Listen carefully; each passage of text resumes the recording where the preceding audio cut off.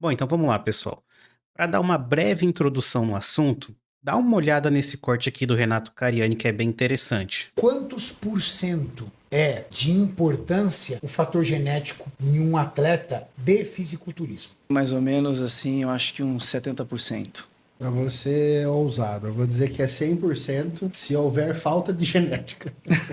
Se o cara não tiver genética, a chance dele ser bom é zero. Tem coisas que dá pra compensar e tal, mas hoje em dia com a competitividade que tem no esporte, vou pegar um exemplo básico, relação cintura escapular, cintura pélvica. Acabou. Isso aí define se o cara pode ser ou não atleta. Ou pelo menos soma muito, né?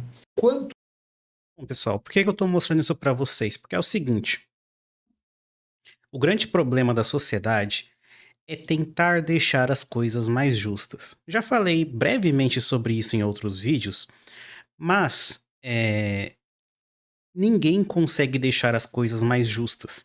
Na verdade, ninguém quer deixar as coisas justas. As coisas são injustas por natureza, mas usam a justiça social como uma desculpa para tirar a sua liberdade. E é disso que a gente vai falar hoje. E eu vou trocar uma ideia com vocês, cara, bem de boa mesmo, bem de boa, sobre assuntos que são bem delicados, que quase ninguém quer falar no YouTube, tá bom? Então, peça um pouco de compreensão aí e, cara, se você, antes de me xingar de qualquer coisa, pô, assiste o vídeo até o final, sério mesmo. Determinismo genético e competitividade. Vamos lá, pessoal. Quando a gente fala de determinismo, a gente vai ter o determinismo geográfico e biológico, tá? Sendo que o determinismo biológico, ele tem vários fatores associados. Vamos para o que interessa.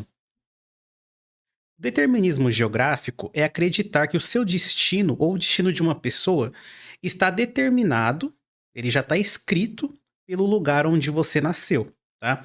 E nesse caso, isso é falso. Isso é falso. Existe impacto sobre o lugar onde você nasceu no seu futuro? Sim, existe o impacto. Só que ele não é determinante. Vou dar um exemplo para vocês.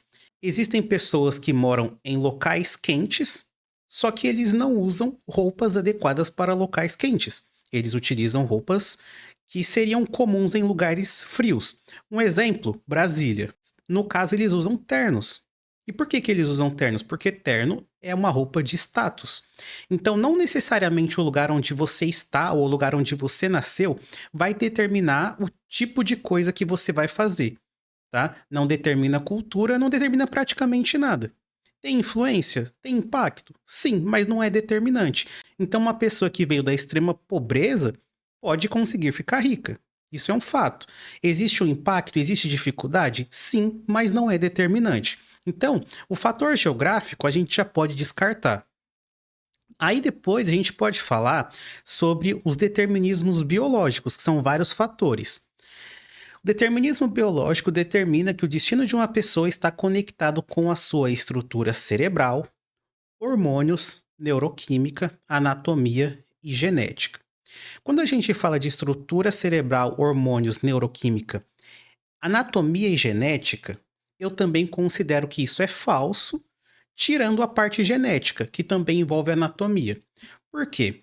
Porque a gente sabe que existe um fator que é o fator do ambiente sobre aquela pessoa. Então, uma pessoa que, por exemplo, nasce com uma propensão a ter obesidade, dependendo do ambiente onde essa pessoa está inserida, ela nunca será uma pessoa obesa. Se ela está num ambiente onde as pessoas comem comida limpa, não comem industrializados, as pessoas fazem exercício, aquele ambiente sobressaiu sobre a estrutura genética daquela pessoa. Também sobre hormônios, neuroquímica e etc. Então, não é fato que os fatores biológicos estão determinando o que aquela pessoa será no futuro, tá? Não é determinante. Então, isso também é falso. Tanto o fator geográfico quanto os fatores biológicos são falsos. E a ciência moderna, a ciência de hoje, que eu tanto critico, ela concorda com isso. E eu concordo com ela. Então, até aqui tudo bem.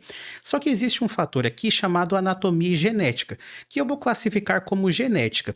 E quando a gente fala de genética, vai entrar um outro assunto, que é o determinismo genético. Esse que é um assunto que é bem mais tabu do que falar de determinismo geográfico e biológico. E por que que ele é tabu de fato? Porque quando a gente fala de determinismo geográfico e biológico, a gente pode adotar o lado do good guy. daquele carinha que fala as coisas só para amaciar ego. Não, você pode conseguir, todos somos iguais. Vamos passar uma lei aqui para beneficiar todo mundo, para deixar as coisas iguais, a igualdade, né? A equidade. Quando a gente fala de determinismo geográfico e biológico, a gente pode ficar nisso aqui, punhetando esse assunto até amanhã. E tá todo mundo feliz. Agora, quando a gente fala de determinismo genético, as coisas mudam. Por quê? Porque genética é genética. E é por isso que ninguém gosta de falar desse assunto. Porque genética é genética. Genética é um fato. É influente no que a pessoa pode ou não fazer. Então, veja bem, determinismo geográfico e biológico a gente pode até discutir. E em muitos casos eu vou concordar com você. Só que existe o determinismo genético. E determinismo genético é um dos fatores biológicos, tá? Ele tá dentro dos fatores biológicos. O problema é que ele é nunca citado. Porque é difícil de falar dele. Então, o determinismo genético é importante demais para ser ignorado. Principalmente quando se trata de competitividade. Por quê? Porque o determinismo genético é o seguinte. Eu posso ter 1,90 de altura. Não, eu posso ter 2,20 metros de altura, tá? E eu ser piloto de Fórmula 1. Só que é muito difícil isso acontecer. É muito difícil. Quando eu falo que eu tenho 2,20 metros e dirijo o carro da minha casa ou dirijo um ônibus, tá tudo bem. Porque não há competitividade. Só que quando eu falo de Fórmula 1, existe uma competitividade ali. E eu sei que a maioria dos pilotos tem menos de 1,80. Consegue entender? O determinismo genético, ele é importante na questão de competitividade. E as pessoas querem esconder isso de você. E você vai ver no final desse vídeo que isso faz toda a diferença no mundo onde você vive. Faz toda a diferença. Vamos lá. O determinismo genético é importante demais para ser ignorado. Principalmente quando se trata de competitividade. Então, vamos pegar uns dados interessantes aqui. Peguei um dado aqui de estatura média de jogador de futebol americano, tá? Peguei esse esporte porque ele é um esporte mais inclusivo, tá? Então, se você tem acima de 1,60, provavelmente você pode jogar futebol americano em alguma posição. É um esporte mais inclusivo, tá? Não é como o basquete, onde, cara, se tu tem menos de 1,80, tu é merda, entendeu? Então isso aqui é um pouco mais inclusivo. Mas olha que interessante. Mesmo esse esporte sendo inclusivo, a gente sabe que a média dos quarterbacks é de 1,92 m. Então, se você tem menos de 1,80, é praticamente impossível tu ser um quarterback de elite. Consegue entender? Quando a competitividade entra em ação, tudo muda. O determinismo genético está presente aqui, certo? Quando a gente fala de wide receivers, a estatura média varia de 1,55 para 1,89. Você viu? Mudou a posição, dentro da mesma partida mudou a posição e a estatura média também mudou a variação. Foi de 1,55 para 1,89. Só porque a posição é diferente dentro do mesmo esporte.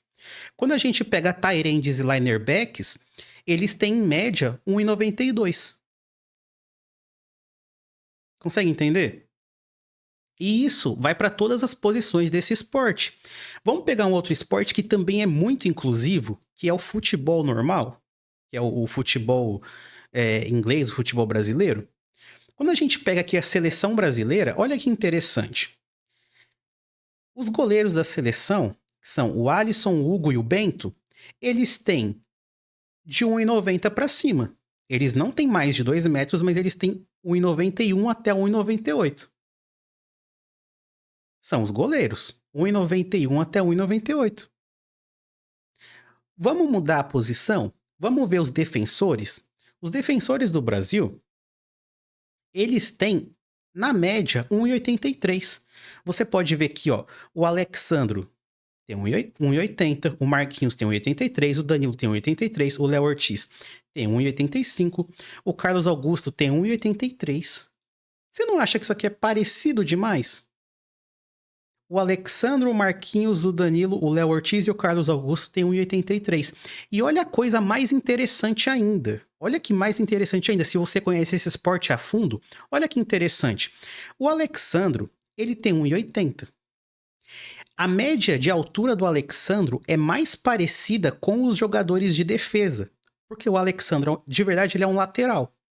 Mas a altura dele é mais parecida com os jogadores de defesa.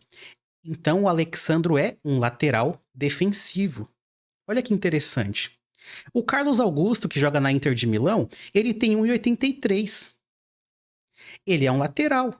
Mas por ele ter 1,83, ele é conhecido como um lateral defensivo. Agora a gente pega os dois laterais titulares do Brasil. São eles, o Wanderson, que tem 1,73, e o Wesley, que tem 1,73 também. E eles são conhecidos como laterais de ataque, laterais ofensivos. E quando a gente chega no ataque do Brasil, olha essa média de altura. Antony, 1,75. Estevão, 1,75. Gabriel Martinelli, 1,78.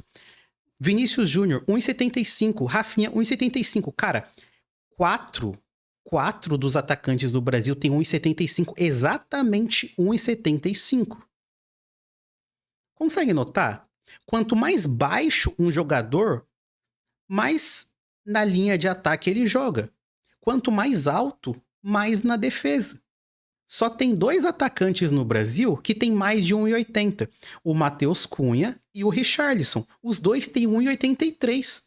Só que eles jogam pelo meio, enquanto os que têm 1,75 jogam pelo lado. Então tu vem me falar que determinismo genético não é importante nessa porra de esporte competitivo? Isso é importante para um caralho.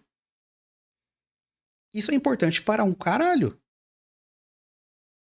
Desculpa o palavrão, mas isso aqui é bizarro. É bizarro.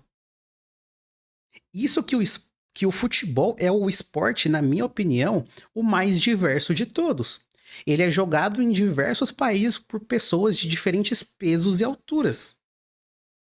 Mas essa coincidência aqui é bizarra. É bizarra. Bom, passando para outro esporte, olha a anatomia desse cara aqui. Esse aqui é um campeão de natação. É o Ryan Murphy. Olha a anatomia dele. Da mesma forma, a gente entende que nessa imagem, onde o Usain Bolt está sendo campeão, só tem atletas negros. Então me diz, existe determinismo genético? Existe uma propensão a certas pessoas terem ou não alguns tipos de habilidade? Eu falar isso é algum crime? Numa boa mesmo, eu falar isso é algum crime? Só é o que é. É a natureza das coisas. E aqui a gente entra num ponto bem complicado. Por quê? Porque isso não é só para esportes. Não é só para esportes. Então, olha só. Escolhas pessoais. O cara do bigodinho lá, ele era idiota pra caralho, entendeu? Porque ele achava que com a eugenia nazista ele poderia deixar a humanidade melhor, só que ele considerava que os diferentes eram inferiores, o que não é verdade. Os diferentes não são inferiores, tá? As pessoas só são diferentes. E isso não quer dizer que é melhor ou pior, certo? Entenda esse raciocínio aqui. Eugenia é a ideia de melhorar as características genéticas de uma população por meio de atos seletivos de reprodução. Isso é o que é eugenia, tá? Bom, isso quando é feito de forma artificial, impulsionada por um Estado, por um governo, como era no nazismo, era uma bosta, tá? Eu até anotei aqui, ó, promoção de governo. Isso feito com promoção de governo é uma bosta. Porque basicamente você está determinando quem deve nascer e quem deve morrer. Certo? Mas e quando isso é feito de forma natural? E a questão é que isso já é feito de forma natural. Vou te dar um exemplo. Normalmente, uma mulher escolhe um homem. Existem homens que escolhem mulheres para ter um relacionamento? Sim, mas é exceção. Normalmente é a mulher que escolhe o parceiro dela. Beleza. E ela vai escolher o homem com base em alguns atributos. Esses atributos podem ser físicos ou intelectuais. Então, o que você vai encontrar Normalmente, tá? Sem papas na língua, o que você vai encontrar é mulher que gosta de homem loiro, alto, olhos verdes ou azuis, homem forte e homem com dinheiro. Isso é o que você encontra normalmente. Tem exceções? Tem, sempre tem, mas isso é o comum. Então, dá pra falar que isso é eugenia? Se a mulher é quem escolhe o parceiro, e se ela escolhe o parceiro com base em atributos que ela acha interessante, isso é eugenia? Isso é uma pergunta que eu faço pra vocês, tá? Não tô falando que é ou que não é, é só uma pergunta. Bom, continuando o assunto, não existem seres ou humanos inferiores. Existem pessoas que geneticamente têm mais facilidade para fazer determinadas coisas. Você precisa encontrar algo que você é bom. Um exemplo: existem jogadores na NBA que têm 1,60? Existe, tá? Já teve um caso ou outro. Um jogador de não muito destaque, beleza, existe. Só que isso é quase impossível. Não é a regra, entendeu? Então, e você é uma pessoa inferior por não conseguir jogar na NBA? Não. Você é uma pessoa inferior porque você tem 2,20 de altura e não consegue realizar tarefas do dia a dia? Não. Só é. Entendeu? Não é questão de ser melhor ou pior. Só é assim, cara. Só é assim. Você tem que passar menos tempo reclamando da sua realidade e mais tempo entendendo como a sua realidade pode te levar para um lugar melhor. Se você tem 1,60, dificilmente você vai jogar na NBA. Mas um exemplo é o Marc Marquez, que tem 1,68 e ele é campeão do MotoGP. Sacou? Então, você acha que ele passou quanto tempo da vida dele tentando ser um jogador da NBA ou da NFL? Provavelmente zero, porque ele foi tentar fazer algo que era viável para a genética dele. E é isso que as pessoas não querem aceitar. Por quê? Porque é impossível promover justiça social. As pessoas são diferentes. Qualquer promoção de justiça vai causar mais injustiça. Vou te dar um exemplo aqui. Quando você coloca uma policial mulher por cotas na polícia, você coloca em risco a vida dos cidadãos. Pois, de regra, a maioria das mulheres é mais leve do que um homem médio. Os testes de aptidão física de mulheres e homens são iguais ou são diferentes? Um exemplo. Vamos supor que tem uma mulher e um homem que querem entrar na polícia, tá? É para executar a mesma função, tá, pessoal? A mesma função. E a gente sabe que tem muito estímulo de colocar as mulheres nessas posições que são predominantemente exercidas por homens. Beleza, tudo bem. O teste de aptidão física da mulher vai ser o mesmo que o do homem? Na maioria dos casos, não. Então o cara tem que fazer lá 40 barra fixa, a mulher vai ter que fazer 20. Um exemplo, tá? Não sei se é assim. Mas é um exemplo que vocês podem falar aí nos comentários. Então a gente sabe que se os testes de aptidão física não são iguais, eles são diferentes, nós sabemos também que a qualificação dessas pessoas também são diferentes. Porque um passou no teste X e outro passou no teste Y. Consegue entender? Se os testes são diferentes, a qualificação também é diferente. É impossível a qualificação ser igual. Beleza. Mas os perigos que eles vão enfrentar nas ruas são iguais ou diferentes? São iguais. O que os policiais enfrentam na rua é sempre igual. São os mesmos problemas.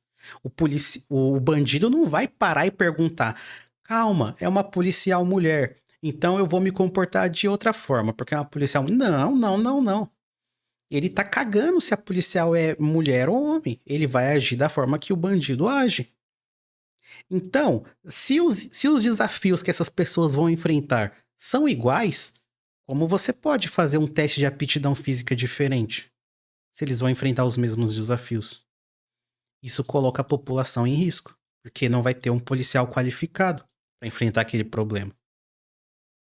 Consegue entender a minha linha de raciocínio? Bom, vamos falar de outra coisa que é ainda mais tabu. Vamos falar de cota.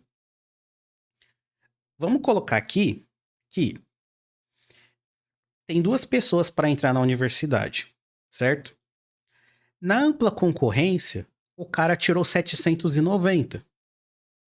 Só que com todas as cotas de baixa renda, escola pública, sei lá, um monte de coisa, o outro aluno conseguiu entrar em medicina com 710. Ou seja, são 80 pontos de diferença.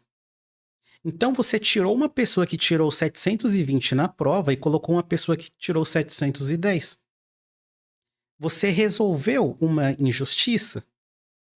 Pode-se dizer que sim, porque um era de escola pública, o outro era de escola particular, e eles tiveram acesso a coisas diferentes, o ambiente era diferente. Só que ao mesmo tempo que você resolveu uma injustiça, você causou outra. Porque o aluno qualificado para estar naquele lugar era o aluno de 790, certo? Então, olha que loucura. Um aluno com cota e tira 710 pode passar, e o aluno de ampla concorrência com 790 não. Então, o mais qualificado não entrou, tá? E aqui eu não estou entrando no mérito de onde essas pessoas vieram. Não, eu só estou entrando no mérito de que não houve justiça de novo. Você tentou corrigir uma injustiça e você criou outra. Então, o aluno pior vai passar. O aluno menos qualificado vai passar.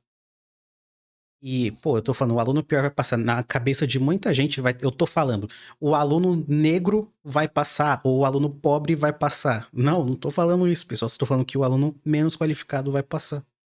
Só isso. Isso é injusto com o aluno que tirou 790. Outra coisa, o fato de ter um aluno não tão qualificado vai atrapalhar o desempenho do resto dos alunos? Outra coisa, ele será um bom profissional? Esse aqui, eu acho que eu vou até descartar essa hipótese aqui, porque eu acho que, porra, acho que até um aluno que tirou 600, se ele ficar ali no meio da galera, eu acho que o ambiente vai fazer ele ser bom, entendeu? Então, mas enfim, criou distorção. Consegue entender?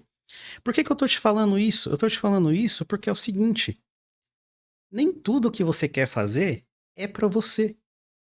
Nem tudo que você quer fazer é o certo de você ir lá e fazer. Ou tentar aquilo por muito tempo. Você tem que tentar fazer algo que o seu corpo, a sua mente, a sua genética faça sentido, entendeu? Faça sentido pra sua vida. Se você nasceu com nanismo, não dá pra você ser jogador de vôlei, não dá pra você ser jogador de basquete, é um fato. Mas você pode ser várias outras coisas até mais importantes do que isso, entendeu? Sacou qual é que é a ideia? Bom, outra coisa é que não deixe esse discurso de igualdade, de justiça te enganar. A ordem natural das coisas não é a justiça, é a injustiça. Esse mundo é injusto mesmo. E o fato dele ser injusto é o que torna as coisas justas. E esse é um comentário de algum inscrito aqui do canal. Quando ele falou isso, a minha cabeça explodiu. O normal é as coisas serem injustas. Por isso elas são justas. Porque você talvez não seja bom ou não seja capaz de realizar alguma coisa. Só que tem outra pessoa que pode fazer aquilo. Em compensação, ela não pode fazer algo que você pode fazer. Certo? E quando você ignora e acha que todo mundo pode ser igual, aí vai acontecer o que está acontecendo no mundo hoje em dia. Que é a cultura woke, que tenta igualar todo mundo, até o que não é igual. É o cientista que não pode falar que não existem apenas 2 gêneros. É o cientista anti-ciência. São as distorções.